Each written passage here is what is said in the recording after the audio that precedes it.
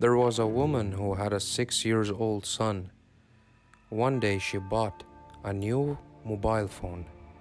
When she came home from work, she started cooking dinner and left her phone down on the kitchen table. Her son came into the kitchen and saw the phone. He asked his mother if he could play with it. She told him that he could, as long as he did not call anyone or delete any text message. Of course, the boy agreed and went off to his bedroom to play with the phone. Around 10 p.m. that night, she went upstairs to tuck in her son and found him fast asleep on his bed. The new cell phone was lying on the ground beside the bed.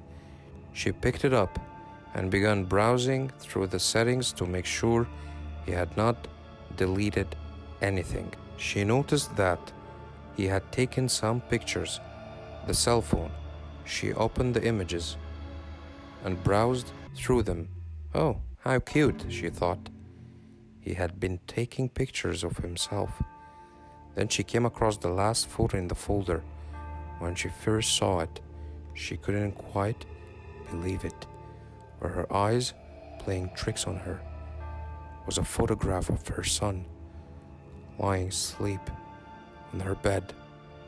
But the disturbing thing was that was lurking in the far left corner of the picture.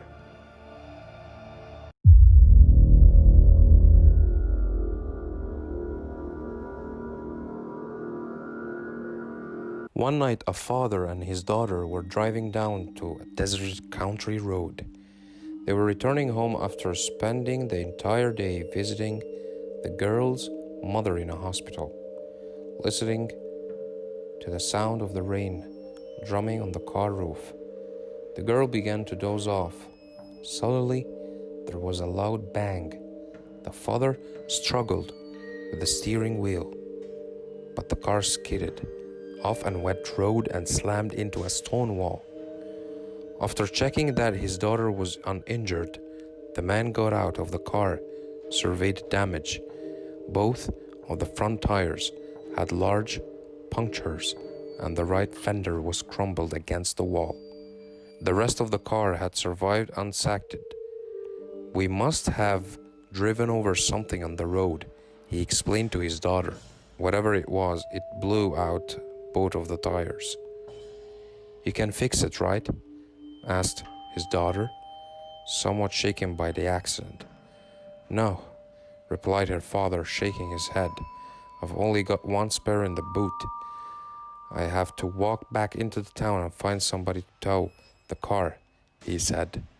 "It isn't that far from here. You wait in the car while I'm gone." "Okay," she said, "but please don't take too long." The man could see in his daughter's eyes that she was frightened.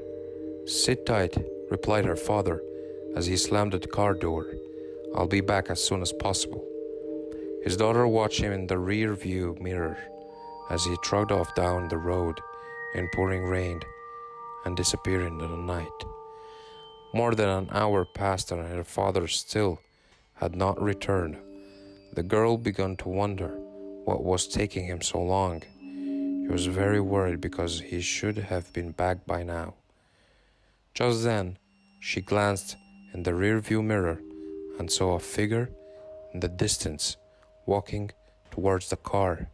At first, she thought it was her father, but when she turned around to take a closer look, she realized that it was a strange man. He was dressed up in overalls and he had a big bushy beard. He was carrying something large in his left hand, swinging back and forth. Something about him made her very nervous. As he approached, she stared out the back window and squinted her eyes. In the dim light, she could just make out what was clutching in his right hand. It was a big, sharp butcher's knife. Thinking quickly, the terrified girl locked both doors in the front of the car, then jumped into the back seat and locked the rear doors. When she looked up again, she saw the strange man had stopped in his tracks and seemed to be staring directly at her. Suddenly the man raised his arm and the girl let out a blood-curdling scream. In his left hand he was clutching her father's severed head.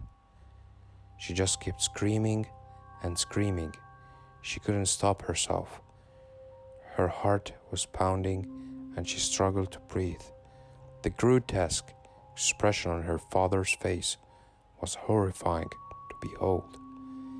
His mouth was hanging open. His eyes were rolled back in his head. When the man reached the car, he shoved his face right up against the window and glared at her with his crazed, bloodshot eyes. His hair was wild and matted with dirt. His face was covered in deep scars. For a moment he just stood there in the driving rain, grinning at her like a madman. Then he reached into his pocket, took something out, and slowly lifted his left hand. He was holding her father's car keys.